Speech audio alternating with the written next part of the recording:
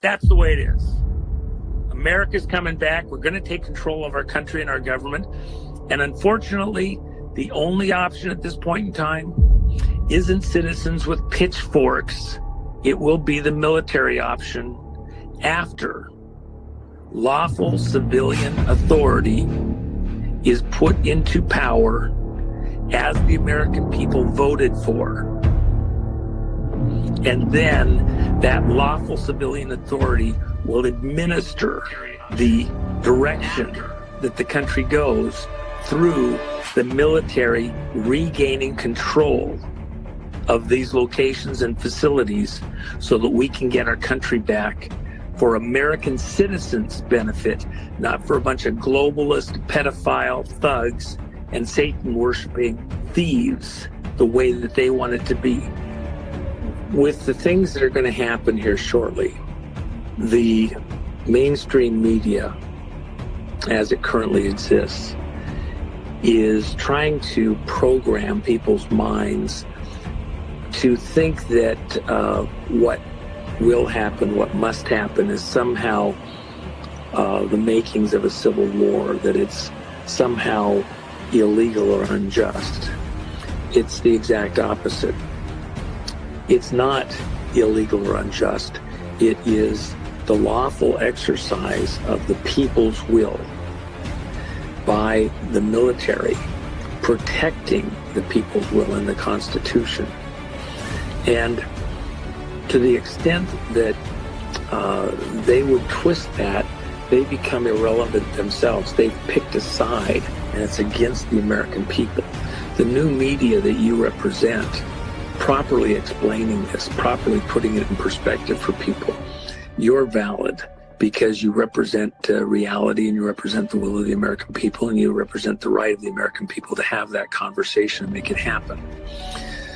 The fact that we're going to come after these monsters and displace them out of office and take control of the country may not be pleasant and easy, but it's what has to be done.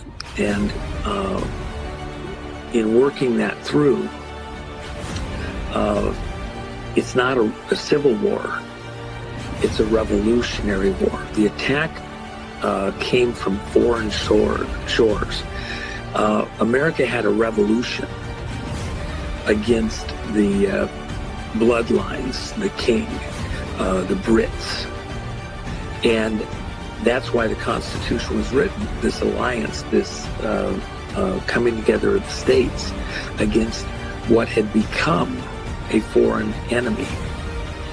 Washington, D.C., in the way that it's administering against the American people, doing the bidding of foreign masters, promoting this false Russian collusion thing, and protecting a fake vote, a false vote, a digital Pearl Harbor against America, has become the enemy of the American people in the way it administers. And so we're in the middle of a revolutionary war against foreign entities taking over power and control in our country. That's America coming together against a foreign enemy. If you hear people saying that we're having a civil war, that we're destroying things internally, that, you know, we're supposedly going with pitchforks to do whatever, no, we're not. This isn't a civil war. And we're not going to burn down our own house to save it. We're going to catch those monsters by the tail, and we're going to throw them and get them. We're going to retake lawful authority of government operations in America, and we're going to do it through a legal, proper means, which is get the executive that we voted for. We're going to take back the White House, and sooner than you think. It's going to be really something special. Back into office. And then that executive that we voted for is going to make the correct decisions to safely bring America back together again, and take it away from those who are illegal, who are unlawful, who are not the ones we voted for. And we're not going to burn our own house down. We're not going to tear it apart. Even if we have agent provocateurs that are put into our midst trying to pull it off, we, the American people, will pull them down off the buildings. We'll stop them clubbing the windows out. If they open up the doors to try and invite us to do wrong, we're not going to do it en masse. Hundreds and hundreds of thousands of people were there present at Congress on January 6th and never entered the building unlawfully. A handful that might have to look around with some agent provocateurs that did some mischief. Well, that's a little different story, but we're not going to fall for that. And we see how we're being baited to fall for that. That's not what we're going to do. We're going to support our military, the people that are our fellow citizens in these lawful positions, to go do what they have to do under the lawful authorities' direction as we take our country back. And that's not a civil war. That's a revolutionary war against foreign enemies operating on U.S. soil with treasonous, seditious, traitorous cooperation by some of Americans who themselves have shown that they don't deserve the title American.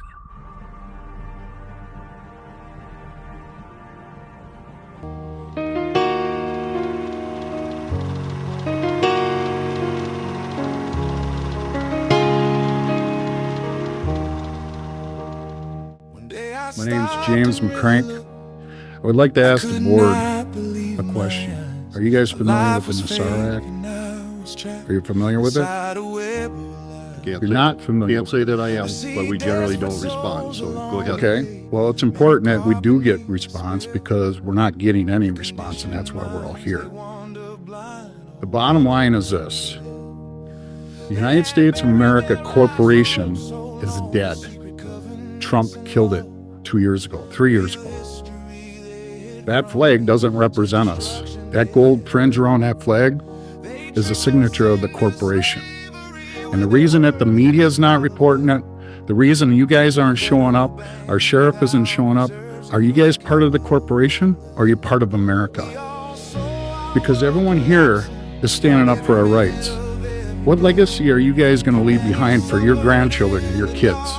And I'm surprised that there ain't thousands of people here tonight. Either we got to do the right thing here, audit these elections, or the military is going to come in and do it. And if they do it, people are going to jail.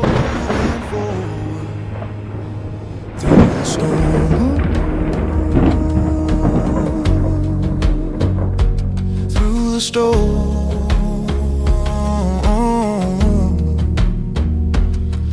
our birthrights that the bankers stole, they engineered each crash. They filled their vaults with the people's gold as they printed paper cash. A casino called the stock exchange, where the gambling begins. An investment tool to tempt the fool, where the dealer always wins. In this corporate world of government, where nothing's what it seems, your pathway set with every step to a grave of broken dreams. Unlearning everything we knew is a painful place to dwell, as a wizard sits controlling you behind his hidden veil. A global world agenda set by the deep and darkest state. They're puppets dancing on a string to divide the world with hate. The American dream and our flag of hope, they never let us be. We will serve each other under God in the land of the brave and free. We all saw our world collapsing. The next thing that's got to fall are these failed, corrupt institutions. And when God Almighty sits and takes that judgment seat, it's over. So do what you can to improve the terrain until there is freedom. We are the people, we are sovereign, moving forward through the storm.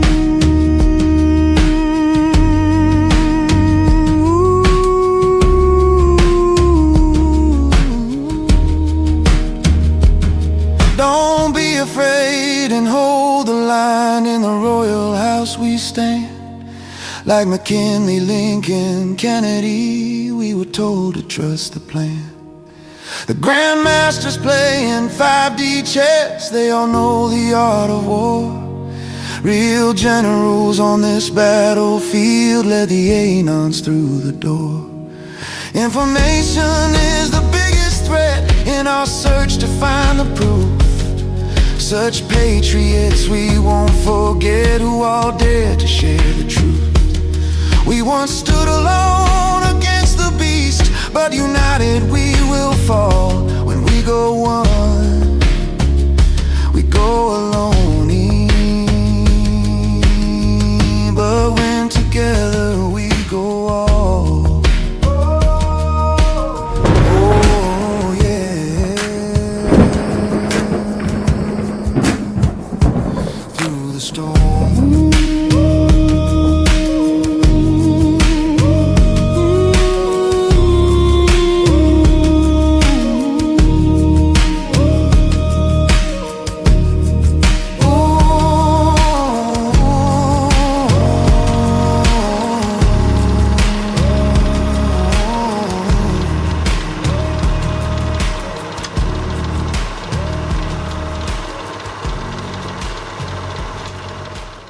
Welcome, everyone, to the Royal House of We the People. And again, we have Sheila Holm. We're always very, very honored to have her along with our weekly show. And Sheila, we thank you for coming and joining us.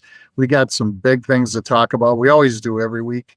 We got things to talk about. And of course, we went to the election fraud for the fourth or fifth time. But we've been frauded against the people probably our whole entire lives. But the plan, we want to bring the plan to the people. Obviously, if you've been following us, you know that Sheila brings a wealth of knowledge, and she has receipts to back up everything she's saying. So welcome, Sheila, again. And we have Anna Marins, again, our queen from Brazil, and then Mike, our producer and hosts our show on his server, and we thank Mike for always being a part of this. So Sheila, the question is, as we were talking before we started recording, is we were talking about David Clements, Professor David Clements' video that he put out a few days ago regarding Trump 2028, and that this is a mission, and it's all about the election fraud and taking out the corporation, and showing how bad, how terrible the treason is within the country. Can you kind of touch on what we were talking about before we started recording, please? Well, the election control that they don't consider as fraud, their process has been illegitimate, wrong, against our Constitution, going at least back into the 1800s. They got so angry at a socialist, and the Democratic National Socialist Party did the same thing to him, only it got a little worse than what they did to Bernie Sanders 100 years later. But his name was Eugene Debs. And because he kept getting more votes, just like Bernie Sanders, he was messing up the Democratic Party structure. And so what they did was put him in prison during the election, and he got more votes during that election than he did in any of his previous ones from the 1800s forwards. And this was in like 1920 timeframe, I believe. It's in my books. And so anyway, I'm not trying to get heavy into it, but I want you to know none of this has been real. None of this has been real elections. I mean, Jimmy Carter going around and watching the elections to make sure they happen the way they're supposed to happen. What you found in the 2020 election when they started revealing everything. They didn't reveal how bad it was in 2016 or 2018, but when they completed all the video of everything that happened in 2020, a lot of people may not know yet, but several people do know that Gina Haspel was injured in a gunfight with our guys in Germany. She was there, and live, they were working on the election in Germany, and she was the one running that in one of the CIA offices globally. And so, but democracy has been wrong. The election process has been wrong. And voter registration isn't even qualifying candidates who are running for office. So how far back does this go? And people think, I think it's been fraudulent the past 5 presidents. And I said the past 5 presidents didn't really qualify to be running for president, and nobody stopped them. And they go, oh, what do you mean by that? And I said, well, 41 was born and raised in Germany. He was in the German Navy before he came to America. Kenny Bunkport wasn't just a family compound. The Kenny Bunkport was the indoctrination compound, and everybody spoke German.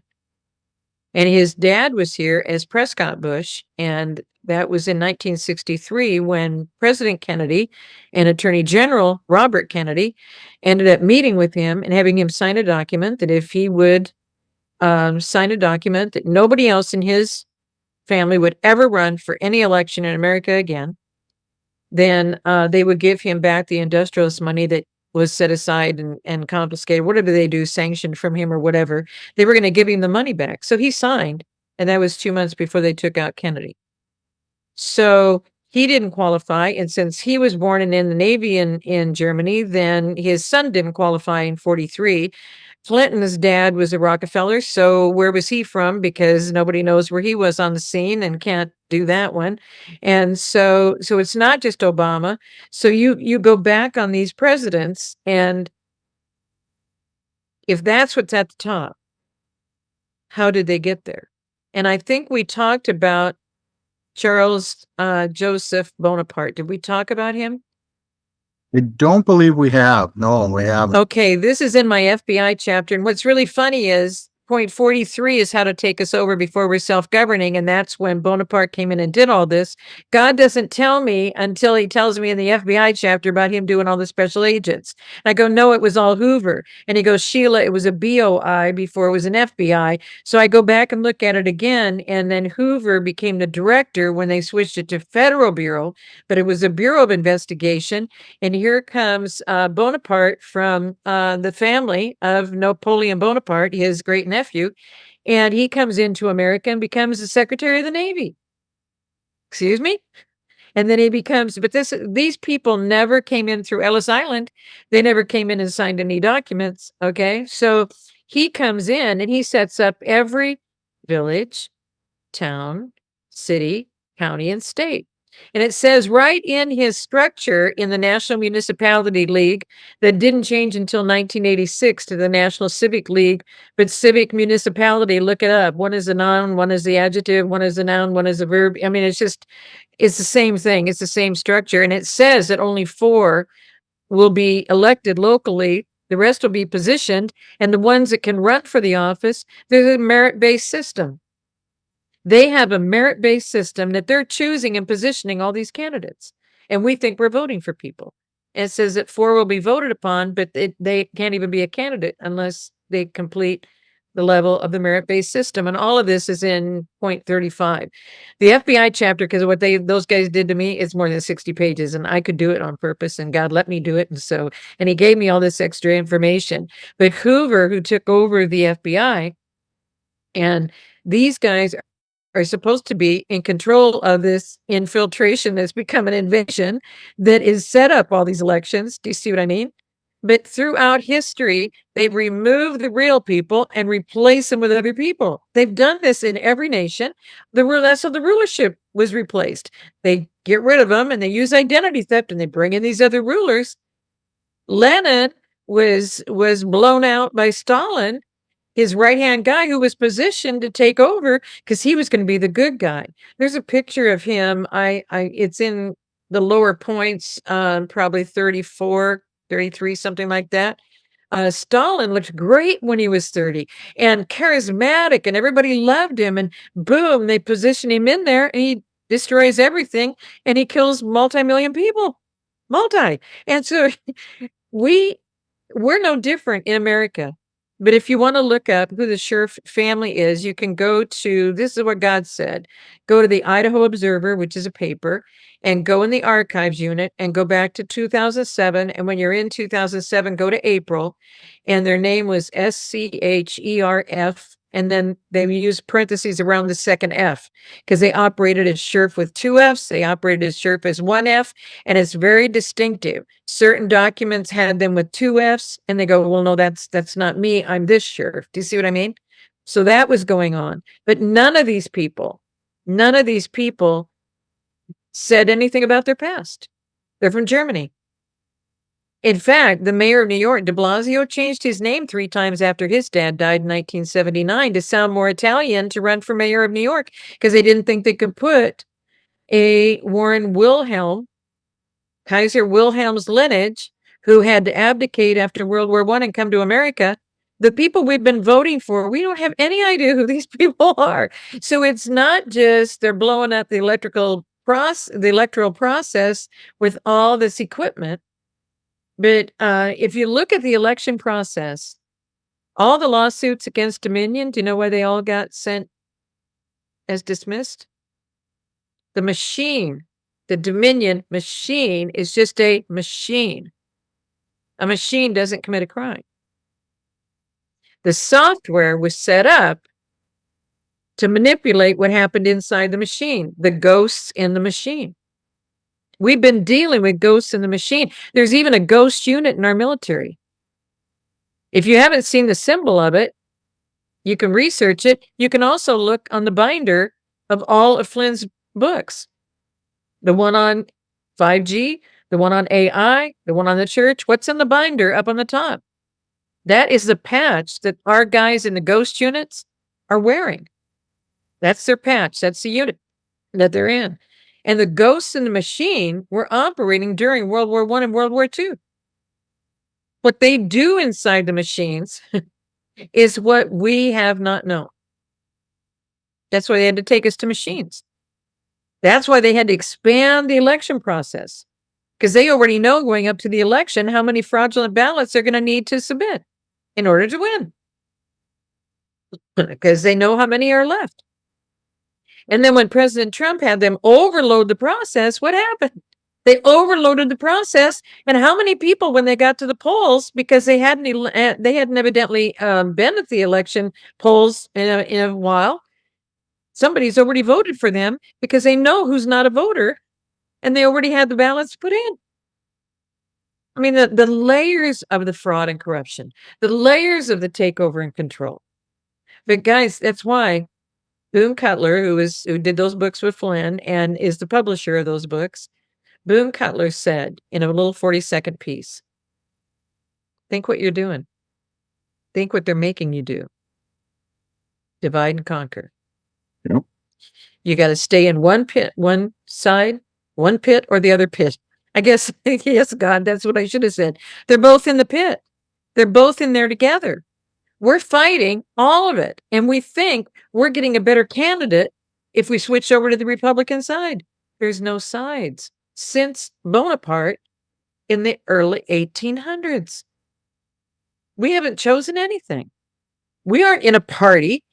When they created the Republican Party, the first candidate was President Lincoln. What did they do with him? Got to kill him. That guy's sharing the truth. Got to kill him.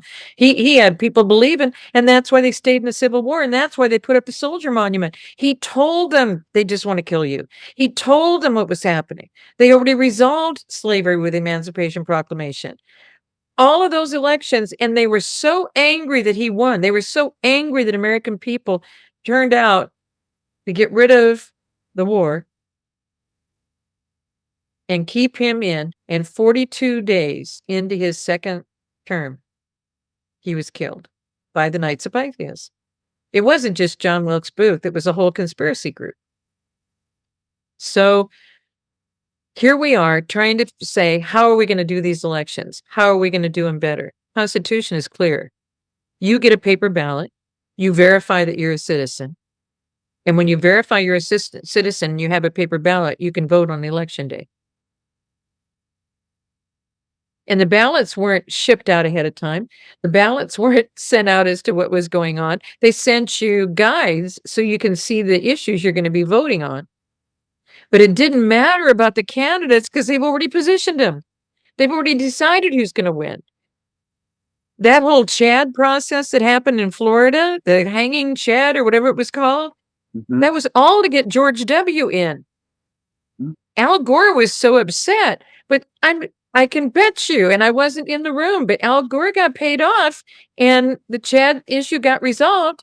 And Jeb Bush, the pressure and leverage on Jeb Bush, and then Jeb Bush tries to run for president.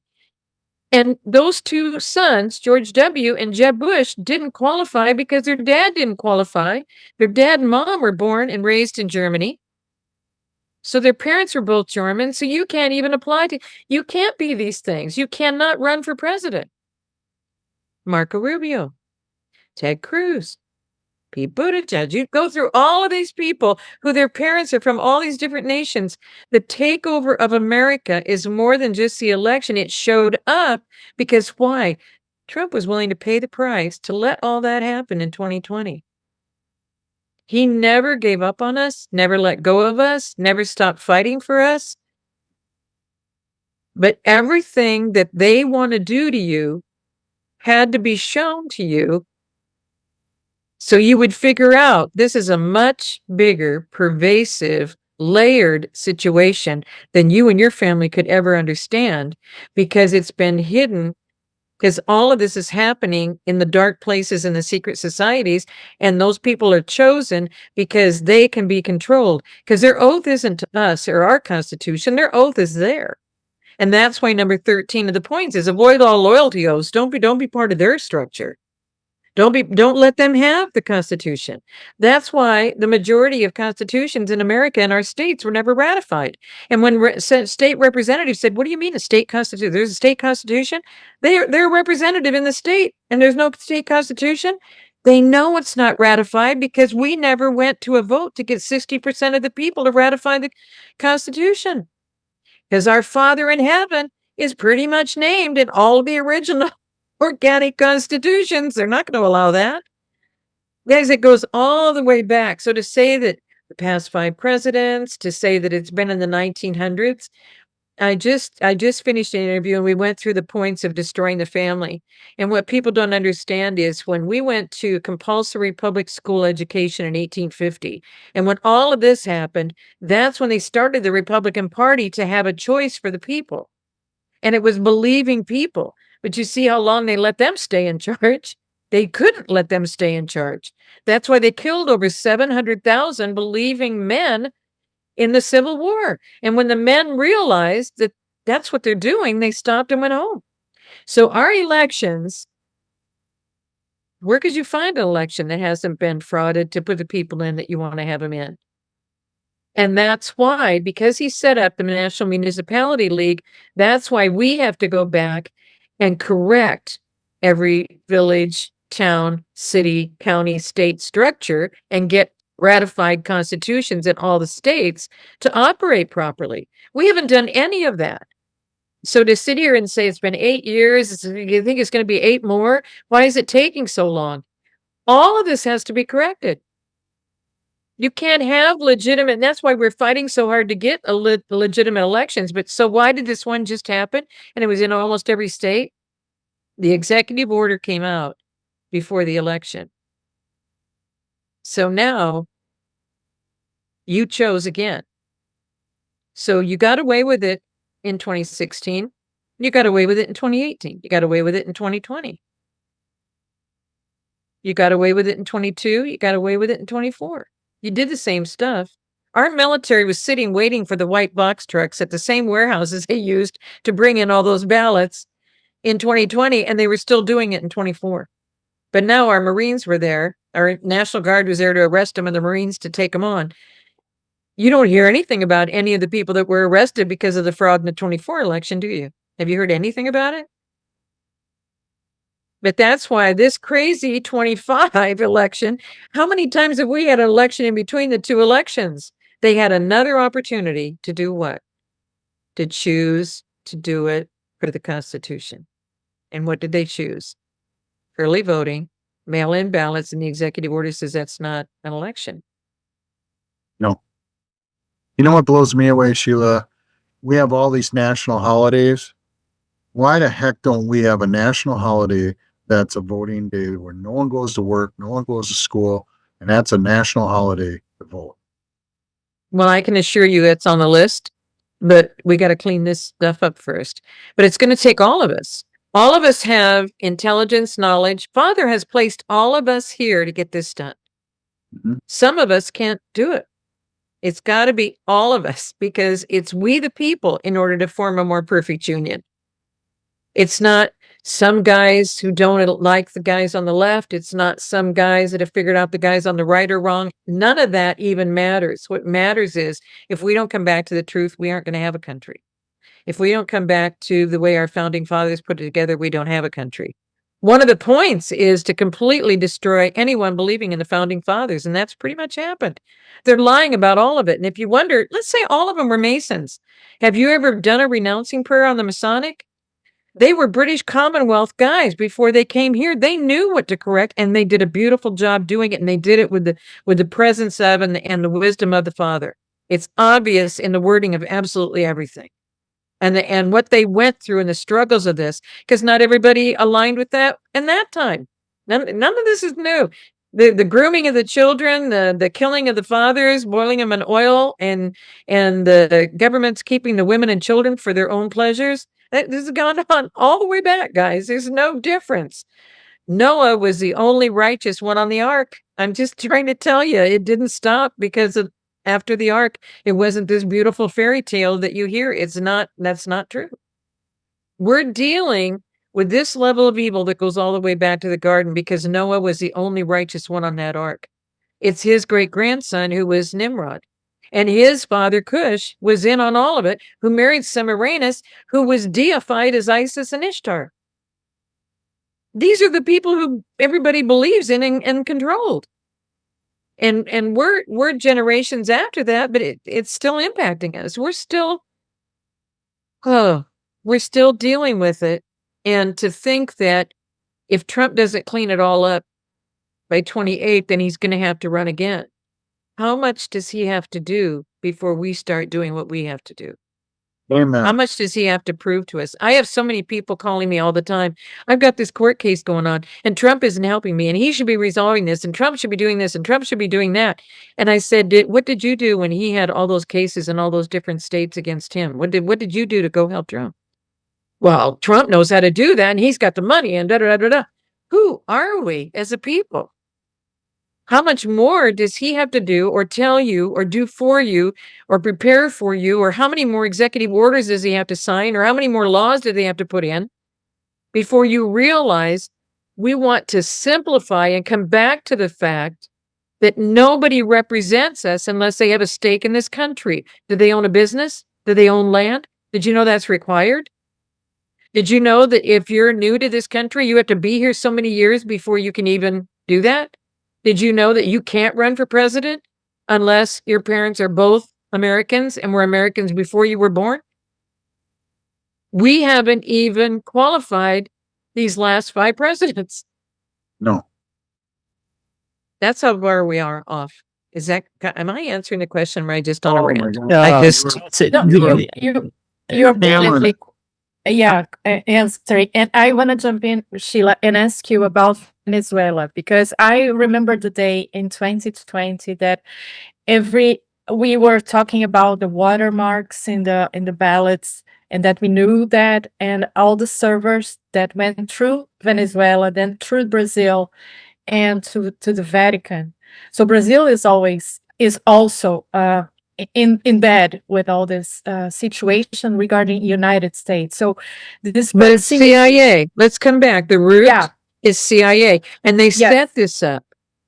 Gina Haspel wasn't in somebody's home. She was in a CIA office in Germany. Why do we have that? Why do we have these bases all over the world?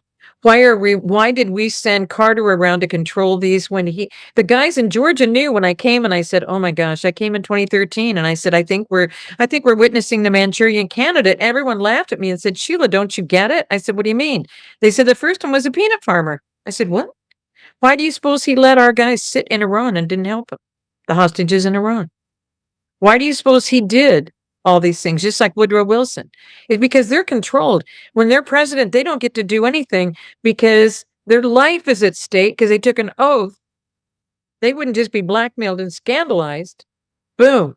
And so they went all around the country, and that's why people are so mad at America, is because we've been the world order since 1871. We've paid for all of this. We caused Second World War after our guys went and found out in the First World War they shouldn't have been there. then we're paying China and Russia against the little island of Japan. And Japan's like, what the heck? And sends these kamikaze suicide missions that blow up Pearl Harbor. And our leadership knew it was all going to happen and said, this day shall go down in infamy. Excuse me? You guys knew all this was happening. You wanted our guys to get back in another war. And then they made family members go into the war. If there's 2 sons in the family, one has to go, one can stay. My dad had to go. His brother wanted to stay. I mean, we don't look at what we have done, and we have participated in every civil war, and they've created every civil war. And so what we're voting for are people who are not for us. And it's been happening. So our vote didn't count. That's why people became apathetic to even voting, is because we're voting and nothing changes. And no matter what they say, they never do it. That's happened in every country. Every country has been run bankrupt. The reason why we didn't run bankrupt is look at our population. I mean, California has more people and more of an economic development structure than most nations around the world. Just the state of California. And so we've controlled all this. We have money to pay for all this. We've had money to destroy all this. And I don't know why it's not getting across that we were as bad off. That's why they sent all these people here, so that we would get so frustrated. Because something happens, like this election that just happened in New York. Now, all of a sudden, the multimillionaires and billionaires say they're all leaving New York. But see, that's what they want. That's what they want, because then they can take control. Next thing you know, New York City will probably burn, and then they'll turn it into a fish. People are not watching. They're not. The pattern is absolutely everywhere. And I'm not meaning to interrupt you, Anna, but our heart goes out to Brazil, but South Africa is the same way. We're going through the same thing. We never saw it. You guys see it because you see it from where you are about us and what they're doing to you. But the thing is, we cannot let those in rulership that got there from illegal means remain in those positions, but they want us to go into civil wars to kill us off and bring more people in from elsewhere to kill us. You see what I mean? I don't think our country is the only one, but Venezuela, am I wrong? Do you guys, wasn't it in 2000 or 2010 that Venezuela was the wealthiest economy anywhere in the world? Yes. And look where they are now. Early 20th century. Yes. Yes. You're The 21st in 2000. They were a remarkable country. Yes. And all it takes is putting a leader in there who will cooperate with the puppet masters, and you don't have a country anymore. And they're taking everybody down the same path. You won't own anything. The banks will be closed. All of a sudden, there's going to be a fire in 2 weeks, and so all the insurance companies cancel their fire insurance. Your house is burned in Los Angeles. Oh, I'm so sorry. You have no insurance. And you may not have known this, but you only have a mortgage on the house. You didn't own the land. People are like, what? And they said, didn't you read your mortgage? All the mineral rights stay with us. You didn't have any mineral rights. That's our land. And that's why people are mad at the mayor of LA. And then when I explained it to them, they went, oh my God, so we don't own anything. I said, no, you took a mortgage out to pay for a building on land that you never paid for. And that was I'm sorry to interrupt, Sheila, but just adding, and that was the circle back for them now that we are reaching closer to 2030 with the implementation of all this agenda, with the jabs and the digital IDs and the central banks all controlling us. Yes, I see it very clearly. The plan unfolding in front of us. Well, and that's why in Georgia, and I found this to be profound. When I came to Georgia, I said, what do you guys do about interest-only loans? They said, we've never allowed them since the dirty 30s, the Dust Bowl, when everything crashed. We don't allow it. I said, what do you mean you don't allow it? Too many people lost their home in the 30s. Well, why? Because you're not paying toward the equity. And as soon as they went to interest-only loans in California, what happened to the prices? There has never been a time in our entire history, even as crazy as things have been in America, that the pendulum doesn't swing back. Everybody kept getting more and more and more in their house. And then they had people remodeling their houses. And now something's going to adjust. But they kept swinging it up and swinging it up that now it's so high. But everybody on an interest only loan has no equity. They've only paid on the interest. Correct. Do you know, Sheila, that a plot is a purchase lease on title and a lot is a lease on title? So when you buy a lot, you're buying a lease on title. That's why you pay property taxes. And then what you just brought up, and you go through the housing market craze back in 2008, they started appraising all these homes so ridiculous. So people were taking home equity home loans out. And then they were raising the taxes up because of the appraisers putting these homes up, and they were making more money. And then they ended up foreclosing on all these people, and they took all these homes back. All planned. Let's come back to you're dropping some gems, and I if you get too many of me, I'm not going to be able to come back and acknowledge them. Lease on title. So that's like leasing a car. You're not Correct. buying the land. So again, you don't have ownership. No. And lease on title is a crime against us. Yep. Because originally it was supposed to be that the land was granted to who? Legal Americans. Correct. Those land grants, did you know that every Knights of Pythias castle has a land grant? When they build their castles and everything, they gave them all land in every state. Did you know that the Knights of Pythias then gave grants to Evangel Seminary that's over Assembly of God? Evangel University is only there as a seminary for the pastors of Assembly of God churches. Because they couldn't let what Mason found out in the Church of God in Christ when he went to Azusa Street in Los Angeles. Now, why could that not happen? Because you had to have all of the people controlled, and you can't control them. If this guy goes out there because some women ironed some shirts and stuff and gave enough money, he could ride a train all the way to Los Angeles from Memphis. I think it's Memphis, Tennessee. And he comes back and he goes, we got to start doing it right.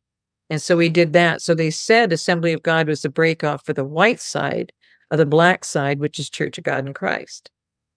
Now, I never even heard this from Bishop McKinney. I didn't know this until I started studying Knights of Pythias. And did you know that there are leaderships, there are attorney generals, I could name names and I'm not going to name them yet, whose families were the founders of the money of, or the structure of Evangel University locations, because they got land grants for $1 from who? Knights of Pythias. It's on the Knights of Pythias land. Interesting. Things are so much deeper than I've even said in the books yet, because some of these people are still alive. The swamp has so many layers to it. We've been lied to on so many levels, and on purpose. Yes, on purpose to control us. But it has to. I'm sorry, Jack. But I'm sorry, Jim. But it has to have. And there is. It has to have just one dot that connects everything, and we have to. And this is the piece that we have to break. There's one that connects everything. What is it? Is it a person? Is it a country? Is it an institution? What is it? But it has to have a piece that holds everything. Like what holds me? Christ, the Christ. I got to him through Jesus Christ, to Christ Yeshua. So the same, so as it's mirrored, what is the opposite of the Christ, of God? We have to reach this point. Do I sound cuckoo for you guys? No. Does it make sense? If I were giving you guys the example of when everybody thought I was really amazing and they were just, wanted selfies and everything. It was a big event at a big resort and everybody was just really, really happy. And then from some of the things they were talking to other people about and some of the questions they were asking me, I went, they didn't even understand what I just said.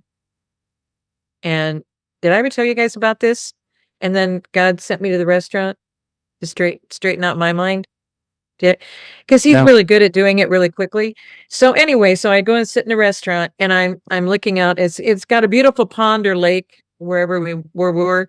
And it was beautiful, and I'm looking out, and I'm the only one in the restaurant, because everybody's still in, having a good time about what a good time they had, and they're gonna go home, and I don't even know they got what I was even saying. So I want something to change. As the guy that didn't bless me, when he said, the stuff about the church, I told you guys that, where I was gonna be one of the 3 that was gonna go out and commission apostles. I'm like, "Not me." And, when God had me call him with the message God had for him, the man said about the elephant. Did we talk about the elephant? Okay. So this has always been in my heart. So God wants me to preface it with that. And I said, I think I already explained it on their program. But if I didn't, I'll explain that. And then we'll come back to the salt and pepper shaker. Okay. So when I called him and I told him not enough men are getting up and putting on their steel toed boots. So God's having to march with him. So he is training up his women, especially even his widows and his orphans. So his army will be prepared to march with him before the capital SON, scripted RISE. And this guy was high-rise iron worker in New York. Then he was Vietnam. Then he was an NFL player. He's that kind of a guy. And God said, I want you to call him with that message. And so when I called him with the message, he said, well, God gave me a message for you. And I said, well, what's that? He said, you and I were at the back of an elephant, and we were both chewing on the ankle of the elephant. And you got so upset, you kept screaming, move, and the elephant wouldn't do anything. So while I'm still on the ankle of the elephant, you run up the back leg, you get on the tail, you swing back and forth, and you go, move. And the elephant still doesn't do anything. So then you run up the back of the elephant, you get on the left ear, you start biting on the left ear and screaming in the ear, you have to move. And nothing is happening. So you get to the right side, you bite on that ear, and you're screaming in the ear, and the elephant got so annoyed, the elephant moved. And what God wants you to know is, he told me, you need to understand you're here because you are going to get the church to move, because that's God's church with the apostle and prophet with Christ as the chief cornerstone. That's what's going to happen. This was in 99 in July. Okay. Yeah. So here I am doing all this talking and everything else. And I'm at that resort, and there's a salt and pepper shaker. And God said, do you see them? And I said, yes, I do. Because I said, I've got to make it simple. I'm just not making it simple enough, because it's a rah. And then everybody goes home the same. It's just like, go to church, here's something, go home the same. Nobody's changing. And he said, okay, so take the salt in your right and the pepper in your left. I said, okay. So he said, do you think you're the salt of the earth? And I said, well, I hope so. And I was just reading that scripture this morning, and I want to be of good flavor, because I don't want you to spit me out. I don't want that to happen. I don't want to be lukewarm with you. I want to be fully yours. I want to be surrendered to you, and I want to align with your will. And he goes, in doing all of that, are you with me? I said, well, yeah, I'm with you, that they're either not getting it or they're rejecting me. And God said, nobody's rejected you. I said, God, you're in the same room with me. You're hearing what these people are saying. And some are off over in the corner going, do you think she really heard that from God? And so they're rejecting what I'm saying, and I'm not going to get anywhere if they don't get it. It's not that simple. What can I do? And he said, tell them what it is to be with me. Aligned with my will. Walking with me in faith. Blessing the people in the storehouse principle. To operate in my currency, so nothing would happen to them. And I'm sitting there, and I'm still thinking about the pepper. And he's like, because then they will all be with me. And they're never rejecting you, because I'm in you. They're rejecting me. And that's your mission and your assignment, is to help them understand they're rejecting me, and I'm trying to help them. So they're not hearing everything from me, because they're rejecting me. They're not rejecting you. So I'm still holding the pepper shaker, and I said, so how simple is it? He said, you're with me in everything you just said, and everything else that's happening, everything else they're doing is not. That's the other kingdom. And it's that simple. We're either desiring to be totally with him, no other gods before him, nobody in the in-between, wanting to do everything he wants us to do, just like the pilgrims. That's why they said for 500 years they banned the church, because it was the people in the church who were grooming their children. It was the people in the church who were turning them in. It was the people in the Jewish synagogue that sent Christ to the cross. I was just talking to a man who used to be with ABC, and Jewish, and he's in New York, and he's just starting to do podcasts. And he said, the thing you need to understand is I'm Jewish. And I said, well, what is it else about you? I'm from New York. I said, did you know that Jewish is just like a religion? I could tell you I could tell you I'm Norwegian, but I'm Lutheran. And Luther said, don't make it about me.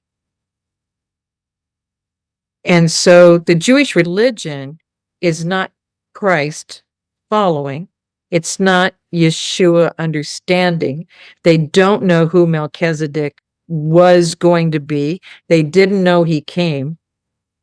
So to say, who am I? I'm Jewish. Where do you stand? And it really hit him because he's so used to saying, you need to know I'm Jewish. That's not what's important. I could tell you I was raised Lutheran. It's not important.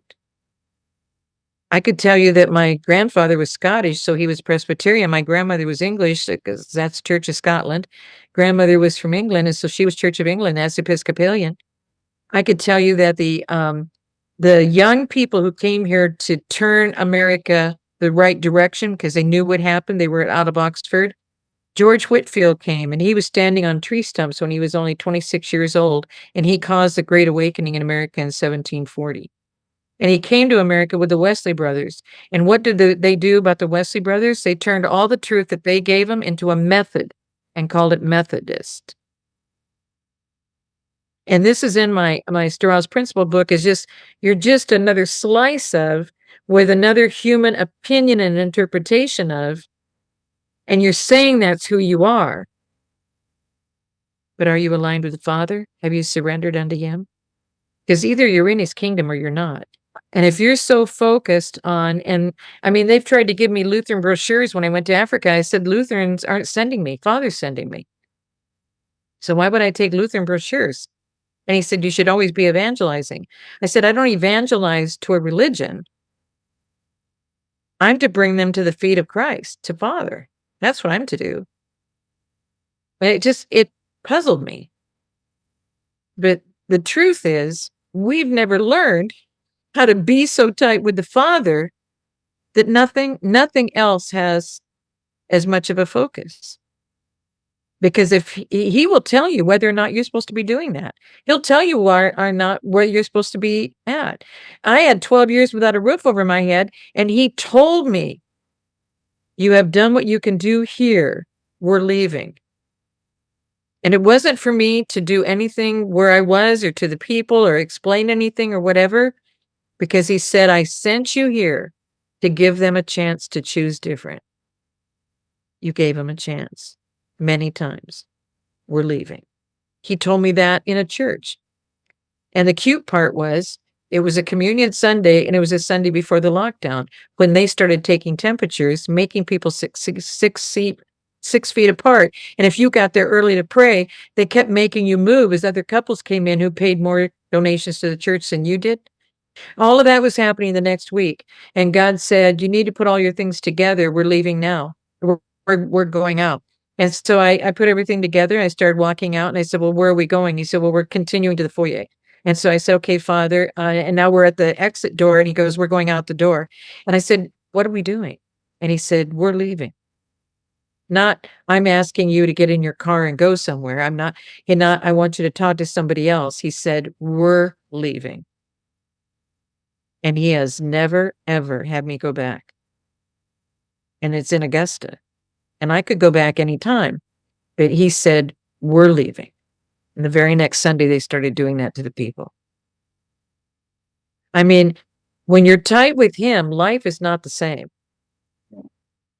It's not the same. And so the way you can tell is, are you with him or are you rejecting him? Because if you're rejecting him, you are in the other kingdom. You're operating with the other kingdom. There's only two kingdoms. You're either with the living Lord, or it's a living, truth-filled kingdom, or death. And that's why all those gods are dead. There's no life in that kingdom. It's death. And they'll do anything to coerce you and seduce you for death. They're still doing it. We watched how all this happened. And that's what they're doing to our elections. And that's what they're doing to our little towns, villages, cities, counties. And they're bankrupting all of them. All of them need more money all the time, more money, more money, more money, more money. Did you hear what Elon Musk, did you guys get a chance to hear Elon Musk on a short little clip with Joe Rogan? I don't think I did not. I don't think I sent it out on Twitter, but I want to interrupt you a second, Sheila, because what you just said, I think everyone that's a patriot can resonate with what you said, because so many of us have been trying to tell our communities, our families, people in our life, the truth of what's really going on, and they've rejected us. They've just totally rejected us. And we were discussing this before you came on, and so I just wanted to make that point. That illustration that you just gave, I felt it. I know that Anna felt it. I know Mike felt it. And I know that many of the listeners are going to feel that too. So I just wanted to make that comment. And they're not rejecting, when you said they're rejecting, you're talking to people in your community and they're rejecting you. The important thing to know is they're not rejecting you as a person. Right. They're rejecting the truth from the Father because they've never heard it before. And so that's our problem with the church. I think people are now finally realizing why the Pilgrims banned the church structure, because it's Gentile worship to Baal as God, Lord, Master of the universe. And when God said that, and it's due to the, there was a declaration, it's not the total word, it was a decree. It was a decree of Constantine. And he wore the Sol Invictus ring, so all the emperors worship Baal, the sun god. And that's why they named that day Sunday. And he said in his decree, and it's in my books, the Christmas one forward, and it's on the venerable day of the sun, all shops shall be closed. No one's to do anything except those who are to produce crops in the field. That's it. Everybody else has to not do anything on the venerable day of the sun. And then, because Hermes is over medical and thievery and travel and sports and athletics, that's why all of the things to break up the Sabbath are happening from Friday night to Saturday night. And it's not just football. Now they've added soccer, and it's all these different things. So the families don't get to have dinner together, entering into Sabbath on sundown on Friday. They don't get to spend time with only the Father and not going anywhere, driving anywhere, not going in the marketplace, causing anyone else to work on Sabbath. They've completely changed everything for us. And so when we do all of that, we're rejecting the Father, because now they want the 10 Commandments in the schools. I said, why do you want them in the schools? And they said, because it'll be important. I said, you've never honored Sabbath. The Pilgrims knew, don't do this. And that's why they did the spitting in the Kirk Cameron film Monumental, where the woman said Puritan. It's that they spit it out of their mouths, Puritan. They're Puritans.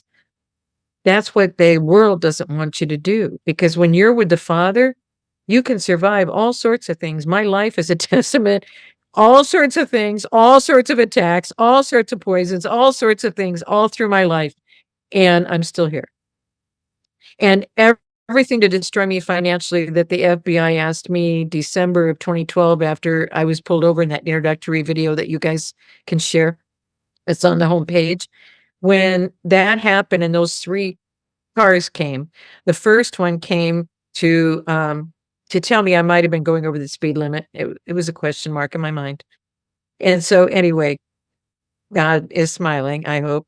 And so anyway, that happened. And then the second guy came and took pictures with a Homeland Security camera and had me standing at all sorts of angles with my car to try and prove with a Homeland Security camera. And either my picture shows up in Homeland Security or it doesn't. And then the third guy came, who was a major supervisor, because the other 2 guys didn't know what to do because I don't show up anywhere in the system. So that was Thanksgiving. And so when I came back to San Diego, I went to the FBI right away because I'd been in their offices so many times. And I went and I said, I got to find out what's going on because somehow I've been erased. They had one question. We just want to know, how are you coming through all this and not committing suicide? They were annoyed and frustrated that I had not taken my own life. in 2012, and they have been destroying me since 1992. So that's 20 years, solid destruction, and they just want to know, how are you coming through this and not committing suicide? Now that's who those people are compared to what Father's trying to do for us, and the Pilgrims knew. There has never been rulership, there has never been leadership that stays solid with the Father, because pride and greed comes up. And that's why who you don't see the puppet masters. You don't see the guys, pulling the strings. Interesting death this week with Cheney. But you don't see these guys, and you don't know what they're doing, and you don't know how they're doing it to you, but they've been doing it from the beginning of time. And that's why I'm going to say again, I don't care how long this takes. It has to be done right. Because if this is not done right this time, and they are not dealt with, and I mean every layer of all of it, this is going to creep right back in, because we're going to get busy doing life and making an income and doing the world again. And it's all going to creep back in within 50 to 100 years. And a lot of lives have been lost getting us this far. And that's why you hear a lot of passion in me to get this done and to get with the Father, because that's what the Pilgrims knew. And they banned the Gentile worship for 500 years. Because if you do that, there will be enough generations who will be so blessed by the truth and operating with the Father, they don't want to live any other way. Everything they've done with our generations, and that's why they were millennials, and now within 20 years, they've been X, Y, and Z. They were done with our future generations. Depopulation is in every layer of everything they've done. The food, the clothing, the furniture you're sitting in, the mixed fibers. We've talked about some of these things. Everything is to get rid of believing people, especially the fathers, because that's the direction to the Father in heaven, and that keeps the family solid. And so that's why there's so many points in these 45 points on how to destroy the family, and we have fallen for it. We've gone right along with it. Did you know that the whole thing about a wedding, the something old, something new, something borrowed, something blue, did you know that that's paganism for their weddings? Did you know that humanist weddings are attended more than to the Lord Almighty, even in the churches? Because the scripture that's missing is that what God hath joined together, let no man put asunder. Did you know that they're not saying it even in weddings in the churches now? I've had people who say they want to get married. I said, well, make sure that the pastor who marries you, that he says those scriptures.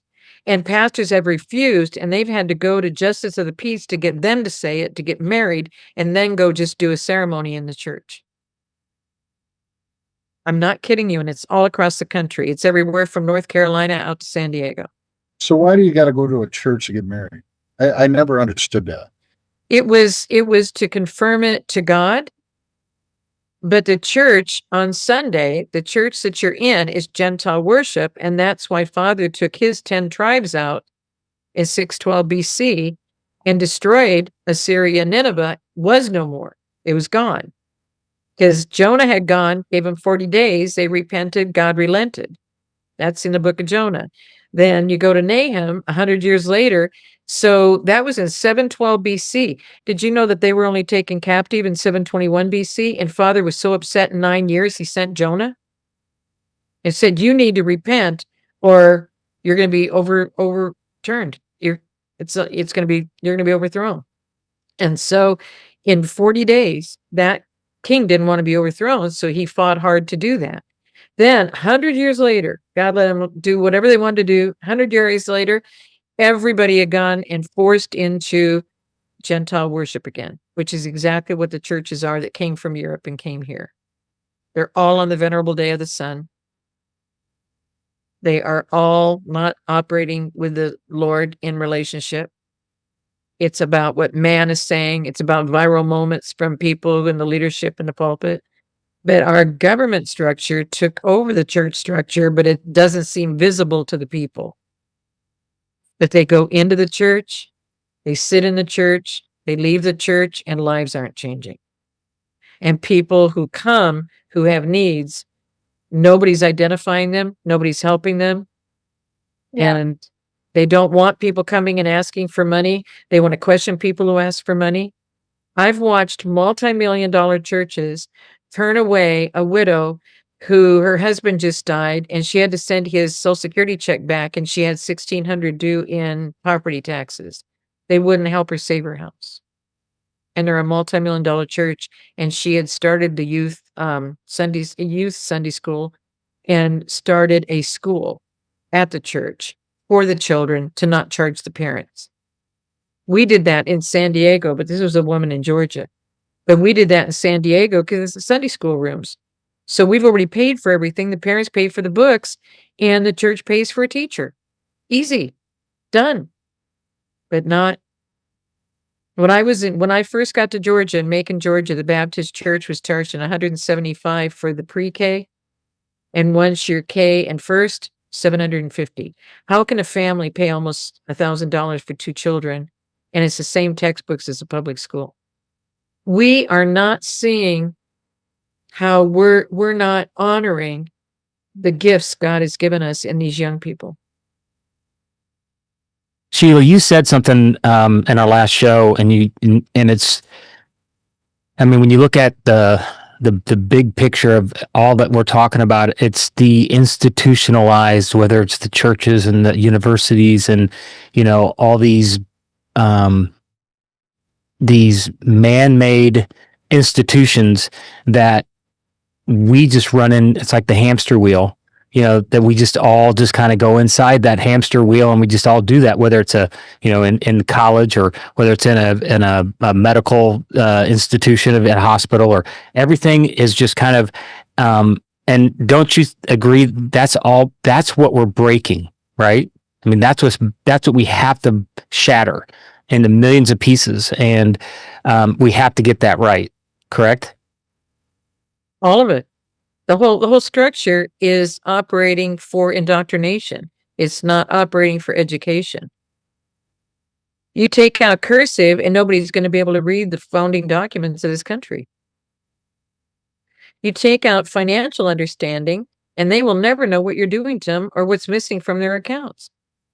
We've taken away the process of logical thinking. It's not just the AI stuff that we're dealing with answering our phones right now. It's young people who, if you aren't talking to them in something they understand, they can't even help you. They can't even inquire about it. They can't even try and figure out what it is you're saying to them.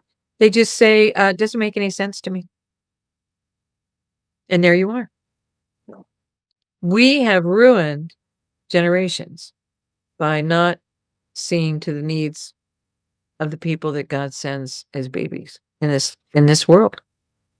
He sends them with all this wisdom. Why do you suppose the abortions were 64 million? Roe wasn't raped, wasn't pregnant, wasn't going to have a baby. Her attorney was able to go all the way to the Supreme Court, and then people taught it, went forward like it was a law, and we lost 64 million messengers from God. It's 64 plus, but 64 million plus messengers God was sending to us to help us through this time. And we let it go because we acted like it was a law, acted like it was approved, acted like that's what it was supposed to be. And then because they set up this corporation, the reason everybody protesting what they were doing in those abortion clinics, we were in front, but what were we doing? Same thing they did to the J6 people. We're a corporation. You have interfered with commerce. You're going to jail. So what do you See, if you protest to the idea of abortion, but because you're impacting people walking in and getting an abortion or helping them change their mind to get an abortion, you're ruining their money, their commerce. Do you see what I mean? We haven't understood the battle we're even in. And that's a It's whole just like, yeah, that's the a- what? that's a whole nother layer of darkness in the whole abortion clinics that I'm Mhm. not willing to go into because it's too dark for me. But it's all of these things. The wording, we don't even understand the wording. Wow. I was just on with an interview with Jan Helper Hayes, and she was saying that Brunson, because now we're talking about this election stuff tonight. The Brunson case was already decided by the Supreme Court, but they signed an NDA, so they can't talk about it. But I've seen the NDA, so I can talk about it. So she went into this whole description of how it's all done, how the Supreme Court's already decided it's going to be done as soon as we get, through the next election and right? Mhm. So it was on a Charlie Ward program. So Charlie said, so Sheila, it seems like you have a question about this. And I said, do you want me to give you the truth about it per the American Constitution? He said, yeah. I said, the reason why the Cherokee that went and represented all the way to the Supreme Court and won the case wasn't able to accomplish it because President Andrew Jackson has to enforce it. And you can't approve by the Supreme Court a case against Biden, Harris, and the entire Congress because it's Biden and Harris that are in the president and vice presidential roles. So if one of them if Biden would have to be pulled out, which they were thinking about doing, and put Harris in, they're both defendants in the case. They're not going to enforce the fact that they're going to have to serve time. So it seems completely ridiculous. And I know Lloyd Brunson, I've been on the interviews with him. And if they accomplish that, that would automatically be a ruling that would be available to people. But it can't be a ruling yet. People want a ruling now. But if you made it a ruling, nobody's going to enforce it. Just like President Andrew Jackson said, he's not going to enforce it because his third goal, it was the tariffs and the taxes. So he did the tariffs and straighten out the economy. Those were his first two. And the third one was get all these Native American Indians on the other side of the Mississippi. That was his third goal. He was not going to enforce the fact. He said, if Justice Marshall feels that way, let Justice Marshall enforce it. And he knew it wasn't enforceable except through the President of the United States, because it's not a law. It's a ruling, an opinion of the justices that is written as an opinion, a ruling on that particular case for that particular situation. And then Congress can say, just like the Third and Fourth Amendment, you're not going to be putting British soldiers in our houses anymore. This isn't going to happen. Boom. The Third Amendment, Fourth Amendment aligned at the same time. And do you know, since that time, we have not been able to redress our grievances in America? Because that's the people's court.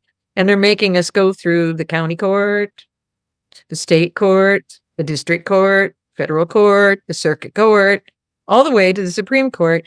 And you think everybody along that path is going to let you get to the Supreme Court if it's something they don't want you to be able to do?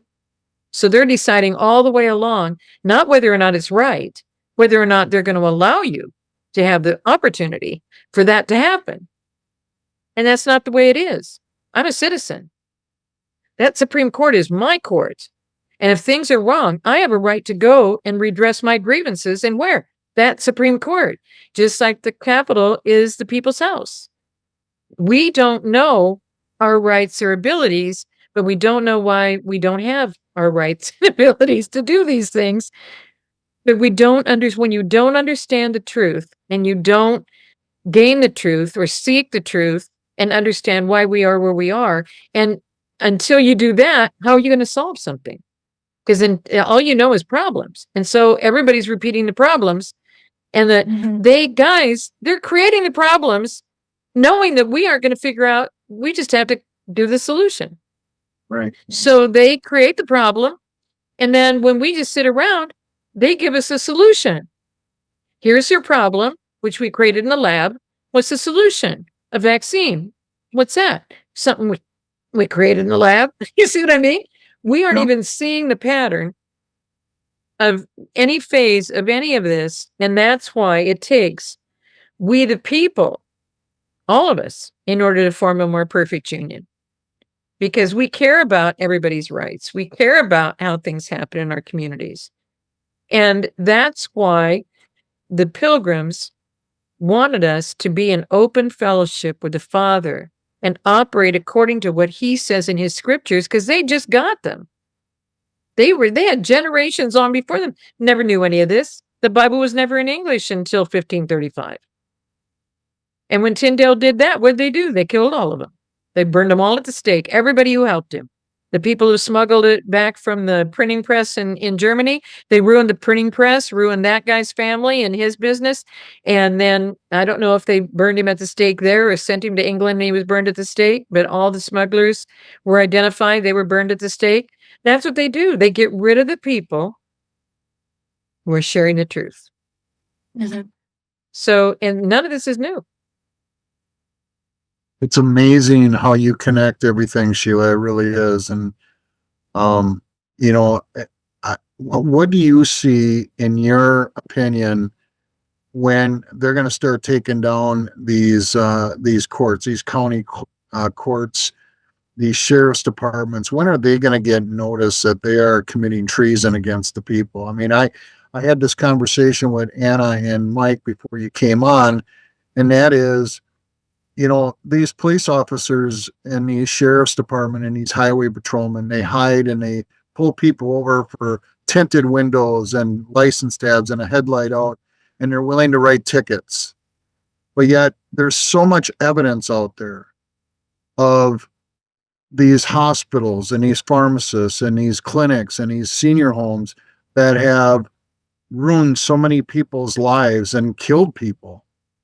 There's hard evidence, and nothing's being done by any of these law officers. Nothing's ever being done about these courts. I mean, if a kid or someone is pulled over and they have a little dime bag of marijuana, they throw them in jail. But yet we've got legalized, not lawful, legalized pharmacists and doctors and nurses and clinics that in senior homes that are killing people on an everyday basis, and nothing's being done about it. What's your take on that? It's the same thing. Is your sheriff a believing sheriff, or is he in the club? When I mentioned, I think I mentioned the Durham summaries, they're like 45, 55 pages. A pleading is typically 4 to 5 pages because it's to summarize exactly where you are. Well, the reason why Durham went to 45, 55 pages is that it's an education process and it's historical. All of these are going to be saved, and every single one of them has the 99 does. Remember does in a court case, 1 to 99. So it's just does 1 to 99 because that's the case. And then you start adding it all in. So in the Sussman case, it was the Russian hoax. It was created out of thin air, and it was created in Georgia Tech in Atlanta, Georgia. And nobody's even addressing the fact that that whole thing was a hoax and blaming him and trying to impeach him twice because of it. And the whole thing was made up out of thin air. But in that, it says Tech 1 did this, lead tech did this, then the supervising tech did this, and it went to Bank 1, and then Bank 1 did this, and it turned it over to the tech in another department, and then that tech did this, and then it went to Bank 2. This whole thing is all identified. And there's a very, very interesting one, and I don't know if it's the Kleinsmith one because I haven't seen a lot of the Durham work, and I haven't seen any of Huber's work. But there's a Durham one that is all about Hillary, and it's about one thing, and I think it led to Uranium Run 1, but I don't know which of the guys were involved with it. So she has the whole 99 does because she got this sheriff involved to then get this DA involved to then arrest these people to then get them over in a different jurisdiction. So they're sitting over there somewhere and not able to do anything, right? And nobody knows where they are. And it follows through the whole thing of how they know exactly who to contact, exactly who to take care of them, exactly who to file these things with, because every one of those people is controlled. So to say that because I don't think we can qualify that they're arresting for a small bag of marijuana and the guys with the big drugs are doing something. You know, I mean, I don't think that's where we are. Where we are is the permeation of the evil in every nation is the same, and it's everywhere. It's everywhere. because they made sure across America, and people laugh about it. They said, well, I think it's all the Masons. Guys, that's entry level. But they make you take 3 oaths the first night. Now, they're not supposed to take an oath to America, but take 3 oaths the first night. And then, after you take the 3 oaths, you're a lifetime member. So what does that mean? They can control you for the rest of your life. So the people just lay low and stay back and don't say anything. Do you see how you go to a silent majority? Yep. But you have to be a member to be the pastor. You have to be a member to be the sheriff. You have to be a member to be a business owner. You have to be a member you have to be a member. So that's what they do. I have witnessed one, because somebody just came out this week and said that he has to be 33rd. Let me explain something right now so you guys can understand. I've been privileged and honored to be around him in many conversations, many high-level meetings. It's unbelievable, and just deeply honored. And we had just attended the Bedminster event. I'd never been to Bedminster before, and there were young people there, and they couldn't get a hotel room, so I paid, a friend paid, because it was a guy and a gal, and they were just going to slumber party it. I said, not on my watch. The guy's going to be in one room and the girl's going to be in another room. That's what's going to happen. And so we paid for 2 rooms and got it all situated. Then we find out that he really would have been fine with all of this because he's a Mason, and that's what the military guys do. And then there's nothing wrong with doing this. And I said, that's the other kingdom. And he said, well, I don't know what you understood about this. Juan walks up, gets in the conversation, spends the next 4 hours with him, and he was anxious to just leave the hotel because we were handling all the bills. And he stood there and he heard it. And he was sobbing when he heard what the truth of it was, and now how they were going to control him and what he could do to get out of it and what it all means. And Juan explained the whole thing, and he never gave up on that kid until he got to the end of it and understood what he had done. And he said, well, all the other guys in the military were doing it. And this is back, I think, in my first book. It's called The Lexington Triad. Did you know there was one guy from a military academy that attended a Masonic meeting that was invited by some business people he met in the town where the base was? And so he went to it. And when you go, nobody explains this. When you go and you're invited, you have to take the 3 oaths, because now you've been in a secret meeting. So you have to take the 3 oaths. And what does that mean? Then you're a lifetime member. So he said, what do you think of this? Do you think we could bring this out onto the military academy and have membership there? And he said, I think that'd be a great idea. So it became the Lexington Triad because he did it in the 3 local bases. And this was, I think, in Virginia. But it's in my first book in the For the Sake of America series. So isn't this a great idea? Now we can all be friends, because they said it's a tight brother and friend relationship. You see what it's replacing? It's just like saying that Santa, take N and put it at the end, Satan, you should honor him for the entire time of the holidays and give him credit for your provision and supply. And Santa does everything for you that you want. All you do is make the request and he'll do it for you. You see, all of this is programming. And we let all of that happen. And that's what's best for our communities. And that's what's best for our children. And then we wonder why they don't understand that we got in trouble. So the people in the Masonic don't understand how they got in trouble. They don't understand about the apron. They don't understand about the symbology, because they don't get to go higher than the 3rd one unless you keep going to the meetings. So you go get your 3 oaths. You don't even at the end of the night remember what you said, because you don't get a copy of it. You said these words. You don't even know what they mean. Who would know what Ahura Mazda means? The ancient religion of Iran. You just took an oath to it. And to Allah and to Isis. Who knew about those names 20 years ago, 40 years ago, 100 years ago? Mm-hmm. And it's happened all across our country and all of our communities. Why? Even the territorial governors before the states were high nobles and the Knights of Pythias. They were the only people they could trust in setting America up. We were set up from the very beginning. And all I can tell you is that's why President Kennedy told us when Eisenhower told him, everything secret is repugnant. You have no transparency. The people don't even know what they're signing up for. And you're doing it to them and you're destroying lives, and it's got to stop. Nobody knew. There's no transparency. You don't know what's going on. You don't know who they're putting in these positions. They're always going to say what you want them to say until you get them in there. And that's why I've become so apathetic about voting, because it doesn't even matter. It's the same people. They're in their 40, 50 years. It was supposed to be 2-year terms. Now it's 4, and they're calling the one in between a midterm election. Midterm, you look back in the 70s in America, they were 2-year terms for Congress. But in 2013, when Woodrow Wilson put in the Federal Reserve, the IRS, and changed the senators, what did he do? Used to be everybody that was your representative, everybody had to own a business or land or both. They had to have a stake, and they only went to represent you when something needed to be addressed in our country. And then they were right back running their business. They weren't getting a big salary. They would do it for 2 years. And then it's somebody else's turn. That's the way it was set up. So then what did Woodrow Wilson do about the senators? The senators got changed to 6 years, and they got changed to a popular vote. And everybody said, well, all of these elections are a popular vote. No, they weren't. We elected all of the representatives and 2 additional. Why? Because out of the representatives, those guys knew these other people, had worked with these other people, and knew the best ones to represent us in the Senate. And that's how it makes it easy.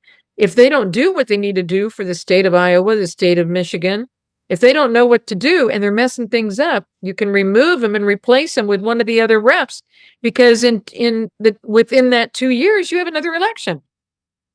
If you don't replace them for 6 years, you're stuck. So what did they all do? They all became international.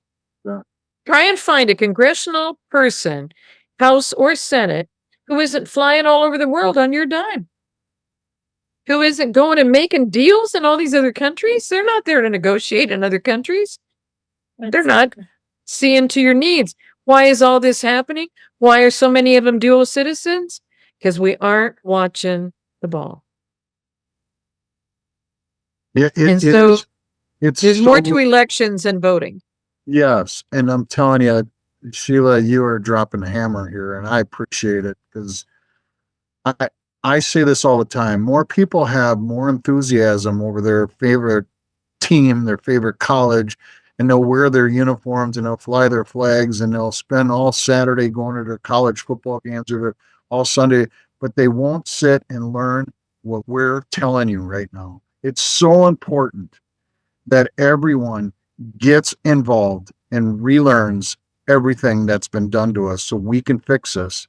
Because what Sheila has done, what Juan has done, and we miss Juan out here, and we know he's busier than hell, but 107 is the real deal. This guy has taught us so much. And with Sheila's books and with Juan's books, we have to reconstruct, restore our country. Is just like, I'm a contractor. It's like stripping a building down to the studs and redoing it. And that's what we got to do, right down to the foundation. And this isn't going to be a flip of the switch, like Sheila says. David Clements, professional David Clements, last video a couple days ago tells us, we've got a lot of work ahead of us when this is done. And we all have to get involved. And it starts right at our local community. And, my situation is I have to have these courts taken down because I stood up to them, as you've seen in my video, and they didn't like it. And when you expose them, they threaten you and they arrest you and they do everything they can, like they did to Sheila. They did to Sheila 1,000 times more than they did to me, but there's many of us that have stood up. And if we had the backing of the people behind us, this stuff would come to an end in a hurry. But we need to do it peacefully. We cannot have a civil war. And I believe that's the goal here is try to get through this without a civil war, without any more death. And we're coming up on an hour and a half, Sheila. I know you've been on other interviews, and we want to be respectful of your time, and we love having you. You bring so much truth. Is there any last words that you wanna bring to the audience? The difference for us in the 2 kingdoms, the evil is organized. And they're so organized, they disorganized us. You cannot keep having different man interpretations of Father's fellowship. and splinter off into all of these different denominations, and all the denominations are a splinter off of the Holy Roman Catholic Church. The roots to all of this goes back to Constantine, Roman emperor, who the Holy Roman Empire and the Holy Roman Catholic Church was structured by the Holy Roman Catholic Empire. So you could only be Catholic. And that was their religion, and they've been taught that it's the only true religion in the world, because that's how all of this started. And every spin-off church is about honoring the Nicene Creed.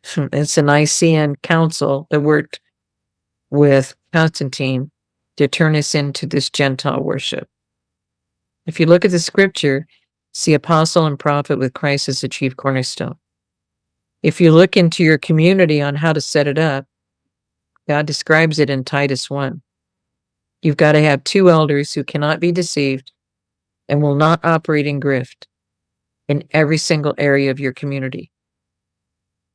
So if you want to know some of the things we can do, and I think that's what some of our military people are going to be deciding to do, that's why they sent our military everywhere and left us vulnerable. So we cannot focus on the big things. We cannot focus on what has to be changed by the guys at the top who know the whole story. We can't go in and just start changing those things. But if you get with the Father, in communication with Him every day, there's another surprise from Him of something you can do, someone you can bless. And when I gave that example today, it's a simple one. But you never know when that person's going to come back and say, Father had me stop you, and now this is what He wants us to do. And it happens to me all the time. Only Father knows the end from the beginning. I can't figure out who to go see every day. I can't figure out if I'm blessing the widows enough. Father has to keep revealing to me they have needs. This is what this one needs. You've got to go back and see this one. This one has a family issue. There are angels around us that are hearing what we're saying. If we don't communicate with the Father about what's going on, the angels are just sitting there. There's angels on assignment everywhere.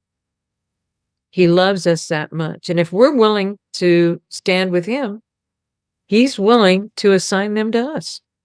What a concept. And I can feel them even more than I can understand what they're doing at the time.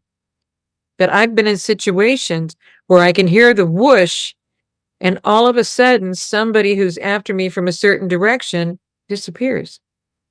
Where did they go? Cars try and come at me. And so I just start praying, and I hear this whoosh. I'm not saying it as well as I can feel it, but when you hear it, you can, like, they're landing in between me and the situation dissipates, dissolves. He's the only one that can transport you for a quicker time to be where you need to be. He's the only one who can do all of these things. He has transported me to other areas. He has transported me early to get to a location because that's the only time to meet with someone. But I'm still driving the car. I'm still on the road. It all looks the same to me, but whoosh. We can't just figure it out on our own. We've got to have the wisdom and the knowledge of the Father, who knows the end from the beginning. He knows exactly what's going to happen. He knows exactly where He needs us every day. And if we're just going through life without Him, we're rejecting Him. We're ignoring Him.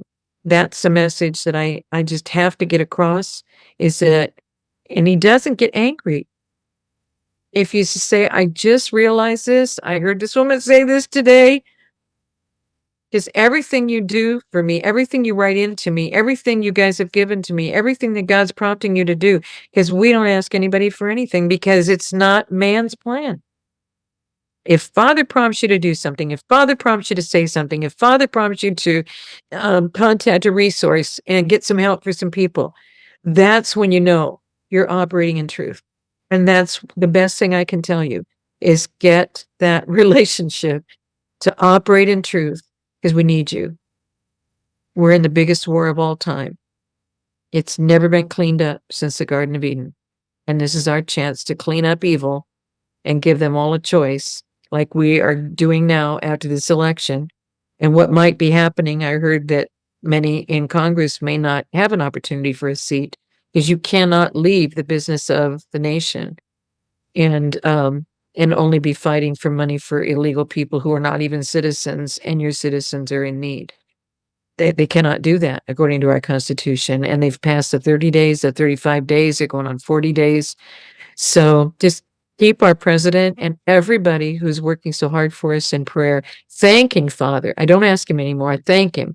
I thank him that he's doing this and this for the president. I thank him that he's doing this and this for our cabinet members. I thank you that all those that are coming against them to target their lives and send threats of their life to them, that they will be recognized, revealed, and may their souls be made whole. Because our whole goal is souls. So may all be well with you and with your family. And I appreciate this time, and you guys can have as much time as you want. And if there's more questions from the people, I'll take them. And I've missed 2 Sundays with you, and cause I don't even know where to go and sign in. And when you say we're on with the people, I'm like, I don't know where you are, but I'm praying with you. So, if there's any questions from the people, cause I've stayed pretty much on one topic tonight. So whatever you want, we can do that, or we can take those questions for another time. I'm here to be here with you. And we are here with you, Sheila, forever, infinite. Thank you. Thank you always for being with us. You're a role model for me, and you bless us with you brought calmness to our storm of the day. We try to bring the calmness to every people, and well, we are doing our best, and we will be here. We are signed for this, and we are not moving. We are not moving. We just go forward and above together. Thank you. Oh, I mentioned Elon Musk and Joe Rogan, and I didn't finish that, did I? No, you didn't. Okay, Elon Musk was on with Joe Rogan, and it takes us to the snap thing that just happened over the weekend. So if you Right. have a moment, and I can explain that. Yeah. So Elon Musk was on with Joe Rogan, and he said, what people don't understand is when I said there's a Social Security issue, how can the Social Security staff not call somebody and see if they have given the right birth date? Because the birth date they gave us is from more than 200 years ago, and the system wasn't even going then. And how are they 200 years beyond when the system started? I mean, how does this happen? And he said, what people don't comprehend is we even have people who have given a birth date out in the future who wouldn't even be born yet, who are getting Social Security benefits. So he was explaining it from how would they not check this? How would they not go back and recalculate this? My question is, if they haven't paid anything into the system,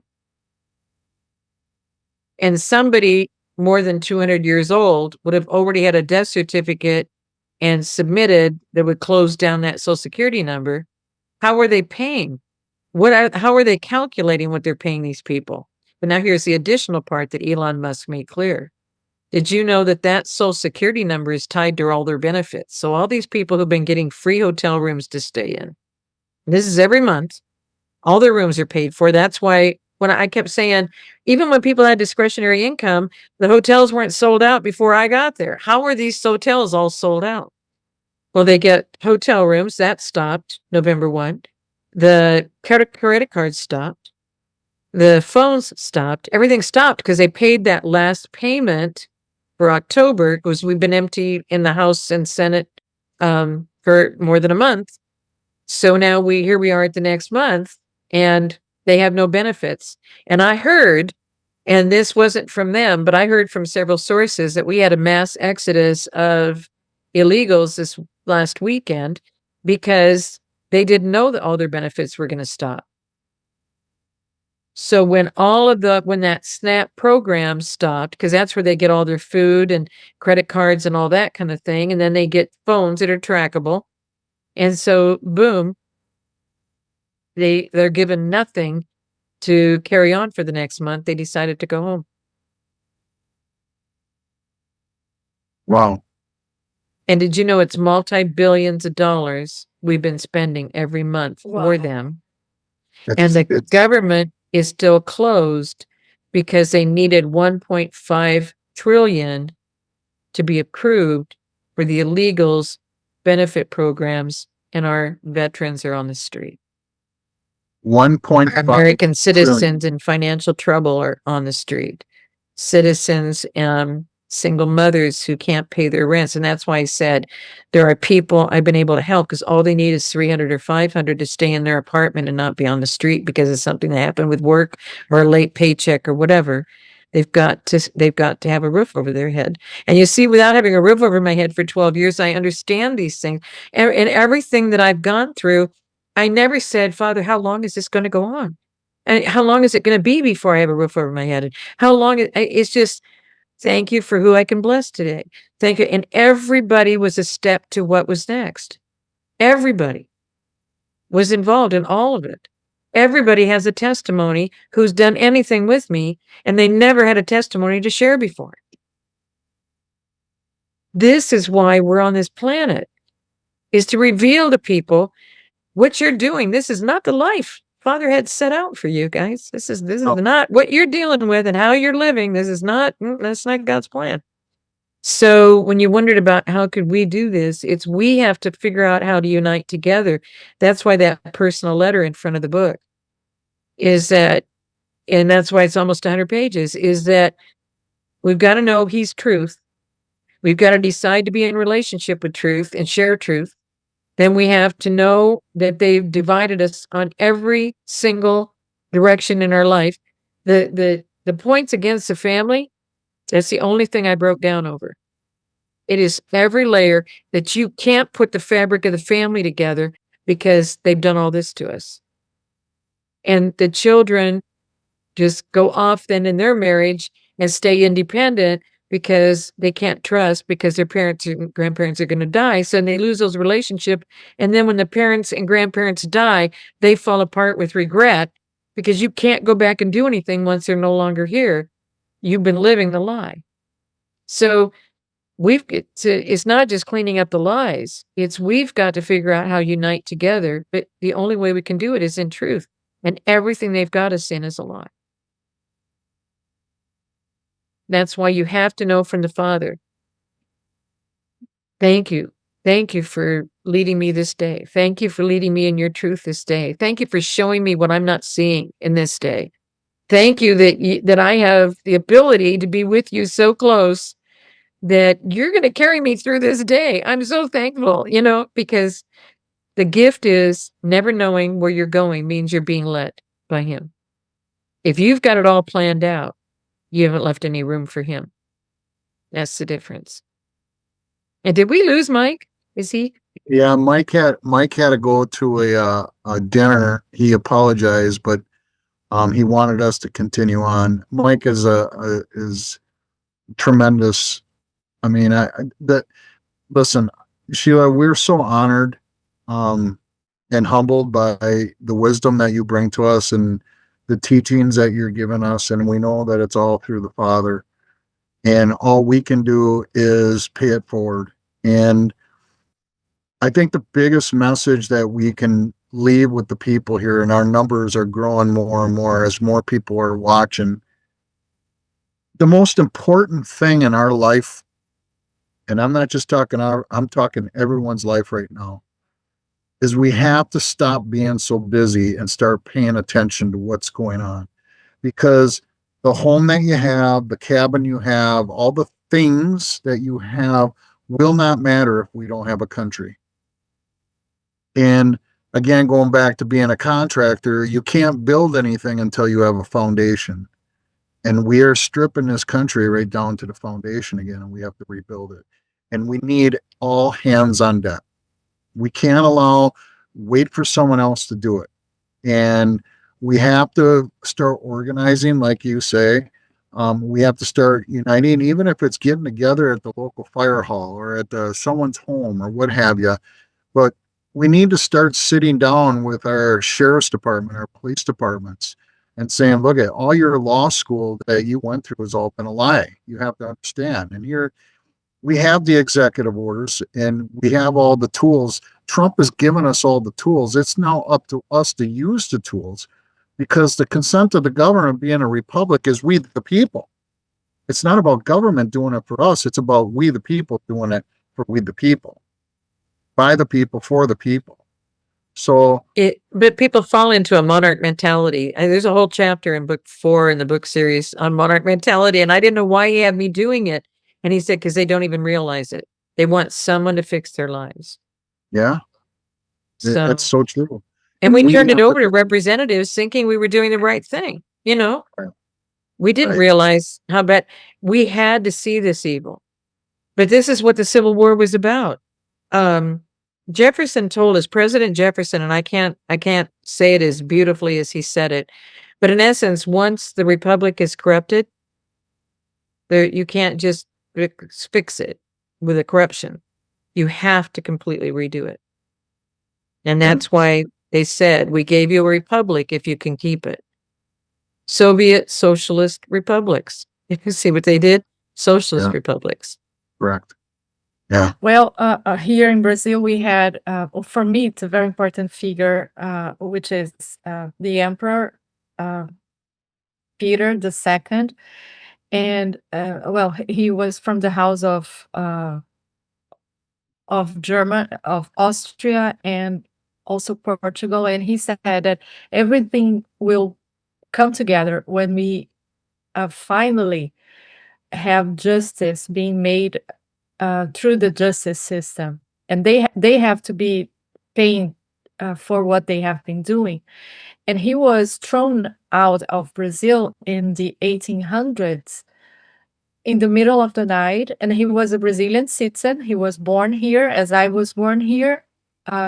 He was born here, and 3 a.m. in the morning, he was invited out of his own land because of a coup of this evil pretending to fight for the people and to bring to the rights to the people. And he was loved by the Brazilians.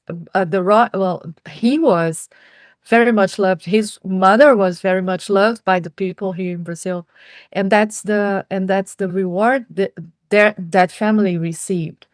And as much as we are not going back, we are going back to correct the many bad things that were done to people, no matter if they were royal or not royals. We are all Christ children, and he mentioned, I love his quotes, and he said, I don't know exactly in English, but he says that even if he swore the Constitution of Brazil, and even if it wasn't mandatory for him to do in his position, he would take it as a second Bible for him, because he wanted to serve the people. And that is the most godly thing that I believe that everyone, no matter if it's a judge, me, or an emperor, when you are able and reachable to your neighbor, to someone shoulder to shoulder to you, this is truly being a king. This is truly being Christ. And that's the message that Christ gave to us. And I pray that you were talking about salt and pepper. Probably us that have the Christ, we have to provoke the questions and be the pepper. We are the salt, but we have to maybe sometimes act as the pepper to create this friction, and people start moving as the elephant. Someone did it to me in my past. God made it through people, through my life. So You don't become the pepper. You become the blessing. No. But they want to know how you can do that. Yeah, exactly. Because we can, like, which hands are you using? I one day I was questioning myself, about these black hats, white hats. No. I said, oh my God, I can wear any hat that I need because I am Christ. So if I need to play white, I will play white, but I am not white. I'm what is necessary. And I think of course, it brings a very much aware. We have to be very responsible, have a lot of ask for his guidance, ask for his wisdom, so we don't mislead people and don't get caught into the traps that exist around along the way. But that's the glorious adventure. That's the beautiful thing on being with him, because he will take us into this fairy, like it's a fairy tale that some people say that don't exist, but that's the real life in him. Anyway, I don't want to. So many of these top things are getting handled. So like the justice system, you and I can't do that. Like the banking system, you and I can't do that. We cannot. Like the umbrella over all the government structure, you and I can't do that. So there are guys handling all of that who know how to do that.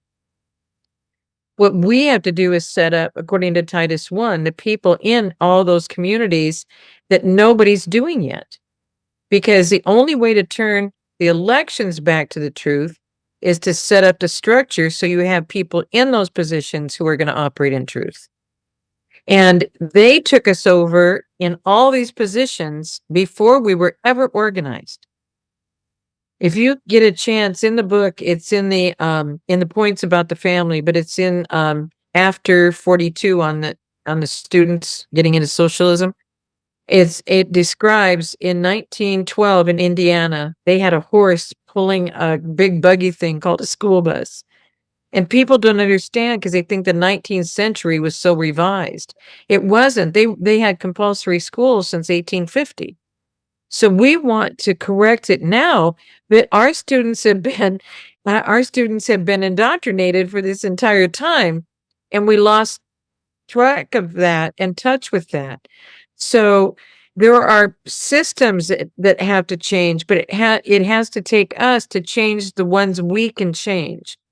And so that's why the Department of Education is going to be completely done with, because you can't have a centralized education system, the centralized banking system, and all the dots and digits and all that kind of stuff. All of these things are being handled by people who can handle them. But if we can get two people, and where that needs to go, if you're in a village, it's a trustee board, because the trustee board's over your money. And in the town, it's the council. In the city, it's the city manager or the council. In your state, it's your representatives, everybody that's over your budget. The county is the commissioners. And so those people handling your money, if you don't have people watching what they're doing, you're never going to know where anything's headed in any part of your community. So that's why Titus 1 is a very, very important scripture. And if we just do that where we are locally, we can change it for the next generations. Because how this whole election system happens, we can't change it. But how it gets corrected, we can be a part of helping influence it while they're changing it. Because like Jefferson said, you cannot just replace an evil. Once it's corrupted, you've got to completely, And so we can't do those higher things. We can't change the way the courts are run right now. We can't change it, but we will. It's going to change. It's not going to stay the same, because we did 1607 first landing, and the covenant that they made combined with England. And it's England that controls all this. England was a banking system. England, the Bank of London and Vatican were behind all of this. So all of this was brought in as tyranny to us. So we have to be separate and set apart, as the Pilgrim said. We have to be separate and set apart. We have to follow. And if we start following the 10 Commandments, if we start following the feasts and festivals, if we start thanking the Father for holding us close so nothing can come against our families, everything's going to change. Everything. But if we can get 2 elders in each of those areas to see what's happening in every village, town, city, county, state, we're going to be making major headway. And then get our states to vote in. The Father is named constantly in those constitutions, those original constitutions. Now they've done revised constitutions, different copies, but there was a plan for us to be able to live as a republic with God as our our main ruler over everything. That was the plan, that we would be aligned with the Father and operate in his will and not according to the European church. So, but that's a hard pill for people to swallow about the European church being our church. The what? I was just going to say, it's so, I don't want to say entertaining, it's so interesting to listen to, and the amount of hours that you put into all these books. And I encourage everyone, please go visit Sheila's website, hisbest.org. Purchase her books. It's not a ploy to make a sale here. It's called education. We have to re-educate all of our population, not only in America, but throughout Canada, all our countries. We've been all lied to, and this is why this whole movement has been called the Great Awakening. And so many people thought that this was going to be done in 2020. That was one. And now we're learning that this is so much deeper. Again, I'm referring back to being a contractor. When we do a remodel job, you don't know what you're going to get into until you start tearing the walls apart. And once you tear the walls apart, you start seeing all the rot, the insects, whatever, the mice. There's rats everywhere. And we have to do it right, because we don't want our kids or our grandchildren or great-grandchildren 50 to 100 years from now dealing with what we're dealing with right now. We have to do it right. And I thank you so much, Sheila. I hope you come back again next week. I know that you're so busy, and we so much appreciate your time, and I hope our audience appreciates the time and effort that you put in. And you're one of the greatest patriots out there, and you definitely are the definition of the divine feminine. You are an amazing woman, and we love you. I know Anna loves you, and Mike loves you, and we appreciate you so much. And my message to you is very clear. Wake up, America. On this day, we start the beginning of a new American century, a time when we turn our heads forward with persistent and relentless focus on protecting our communities, our families, and our country, with our feet firmly planted on the ground, and by holding individuals accountable for their actions. Does he have the temperament to be commander-in-chief? Yeah, no doubt. I think the American people are much, much smarter than you know. We should clearly define our enemies, face them head on, and then defeat those that seek to threaten our country and our way of life. If we lose freedom here, there is no place to escape to. This is the last stand on earth.